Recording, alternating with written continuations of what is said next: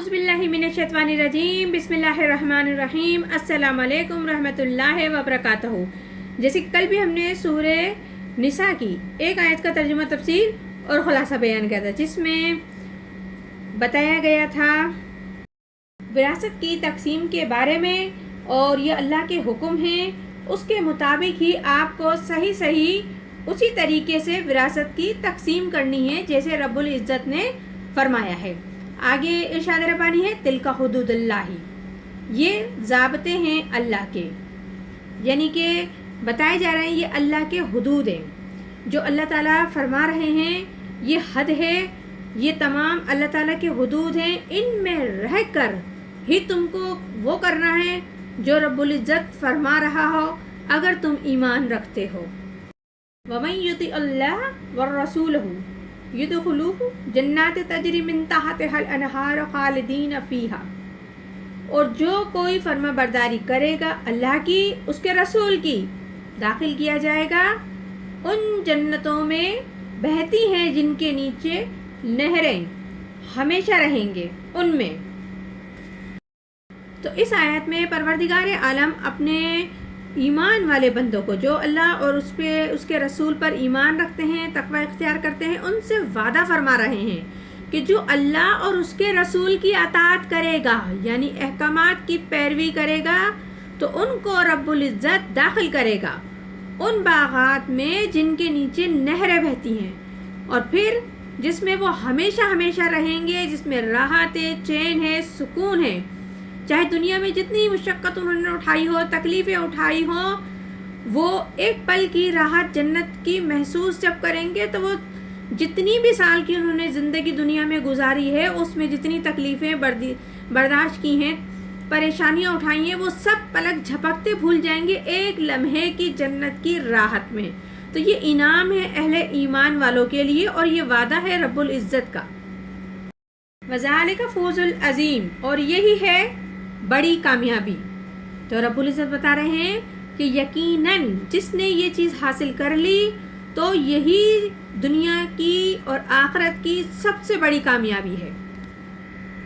आगे इरशाद रब्बानी है वमन यअसिल्लाह व रसूलहु यतअद्दा हुदूदहु यदखुलुहु नार खालिदीन फीहा, और जो कोई नाफरमानी करेगा अल्लाह की और उसके रसूल की और निकल जाएगा उसके ज़ाबतों से, तो दाखिल करेगा अल्लाह उसको आग में, हमेशा रहेगा उसमें। तो इस आयत में बताया जा रहा है, एक तरफ खुशखबरी परवरदिगार दे रहे हैं, दूसरी तरफ उन नाफरमानों को भी अल्लाह ताला डरा रहे हैं, तंबीह कर रहे हैं कि सुधर जाओ, थोड़ा सा गौर फिक्र करो कि जो कोई नाफरमानी करेगा, क्योंकि अल्लाह ताला कदम कदम पे हर चीज़ वाज़ा तौर पे बता रहे हैं। अगर अताअत करोगे तो आपको ये इनाम है, और अताअत नहीं करोगे तो आपको ये सज़ा मिलेगी। तो इसलिए जब तक सांस है, जब तक दम है इंसान में, जितनी सांसें हैं उसमें अगर सही रास्ता इख्तियार करते हुए अपने आप में सुधार कर लेगा, तो यकीनन अल्लाह ताला नवाजेगा। और जो कोई सब कुछ जानते बूझते समझते हुए भी अल्लाह की नाफरमानी करेगा और उसके रसूल के अहकामात की नाफरमानी करेगा और उसके अहकामात के हुदूद से बाहर निकल जाएगा, तो उसको फिर रब्बुल इज़्ज़त दाखिल करेगा आग में, जो हमेशा उसमें रहेगा और बिल्कुल भी हल्की नहीं की जाएगी उसके ऊपर से। क्यों कि परवरदिगार कुरान पाक में जगह जगह बार बार तंबीह कर रहे हैं और मुतवज्जा करा रहे हैं लोगों को। इसके बावजूद भी अगर कोई राह इख्तियार नहीं करता सही और अल्लाह के हुदूद से बाहर निकलता है, तो लाज़मन अल्लाह उसे आग में दाखिल करेगा। वलहु अज़ाबुन मुहीन, और उसके लिए अज़ाब है जलील करने वाला। यानी कि रब्बुल इज़्ज़त फिर बता रहे हैं ऐसे लोगों के लिए अज़ाब है ज़िल्लत और रुसवाई से भरा हुआ, और वो अज़ाब है जो उनको जलील करके रख देगा। उनके लिए ज़रा सी भी कोई राहत नहीं होगी, सुकून नहीं होगा, चैन नहीं होगा। वो पल पल को तड़पेंगे, तरसेंगे और चीखेंगे, पुकारेंगे, लेकिन कोई सुनने वाला नहीं होगा।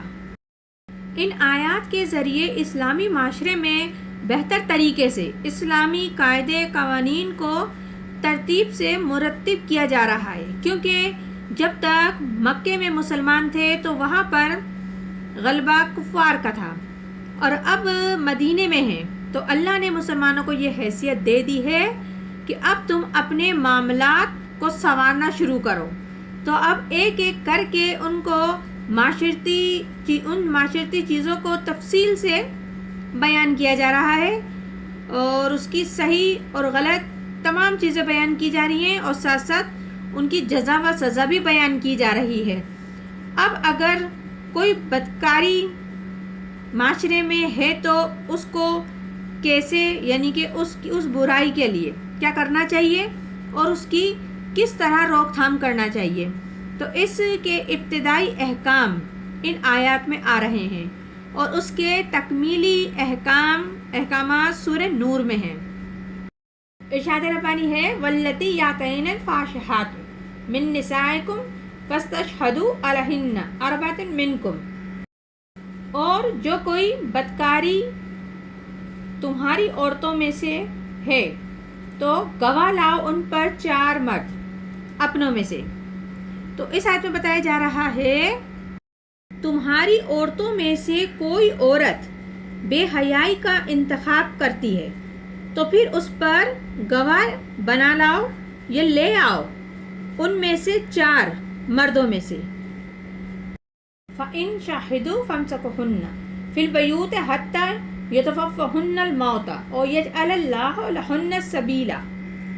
پھر اگر وہ گواہی دے دیں تو بند رکھو ان عورتوں کو گھروں میں یہاں تک کہ اٹھا لے ان کو موت یا مقرر کردہ اللہ کے لیے، اللہ نے جو مقرر کیا ہے کوئی راہ.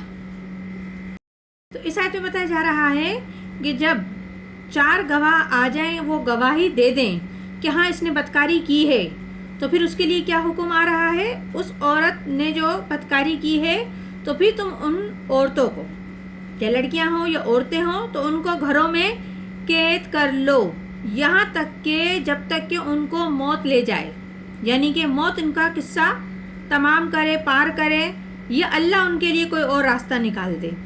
یہاں ایسی لڑکیوں کا یا عورتوں کا ذکر ہو رہا ہے جو خود تو مسلمانوں میں سے تھیں، لیکن بدکاری کا معاملہ کسی یہودی یا کسی بھی غیر مسلم مرد سے ہو گیا، تو اس کے لیے یہ اصول ہے، قاعدہ ہے، قانون ہے. تو یہ سورہ نساء ہے جس کی ابھی ہم نے 3 آیتوں کا ترجمہ، تفسیر اور خلاصہ بیان کیا. آگے انشاءاللہ مزید بھی کرتے رہیں گے. پروردگار عالم ہم سب کو قرآن پاک بہتر طریقے سے پڑھنے، سمجھنے اور عمل کرنے کی توفیق عطا فرمائے. آمین ثم آمین. جزاک اللہ.